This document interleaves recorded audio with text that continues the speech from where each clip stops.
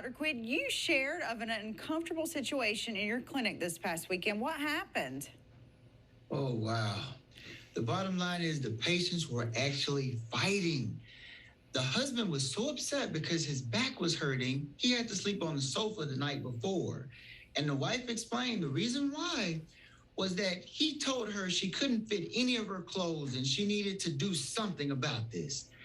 I explained to the husband that was very hurtful to tell your wife that, but he explained that he didn't mean it that way. He was really upset and he was afraid because one of his classmates had recently died of a heart attack.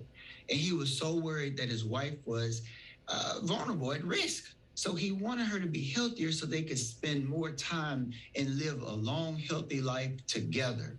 Once she heard it presented in this loving way, she was more receptive. And they both left the office on that day with a plan to become healthier together.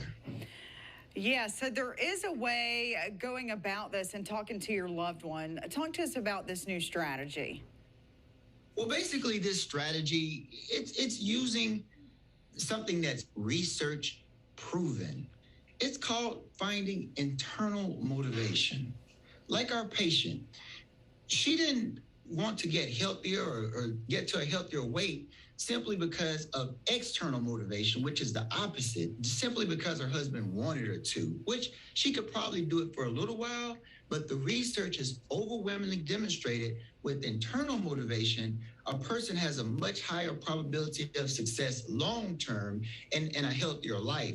So when she looked at it as far as the lovingness of her husband and the lovingness of her for her husband and vice versa, she was now internally motivated with a much better chance of success long-term. And can you give an example of a discussion you can have with someone trying to gain better health that can better help them develop a successful plan of action? Most definitely. I mean, my wife is over there laughing because the number one rule is listen more, say less. And the reason she's laughing at me is I have a hard time listening. I want to just talk and just make people know what I want them to hear.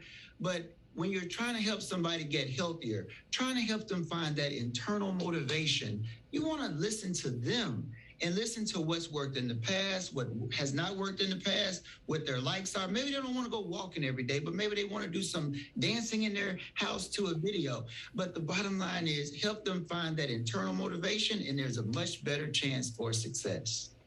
Good advice there, Dr. Quinn. Thank you so much. And we got to take a break. We'll be right back.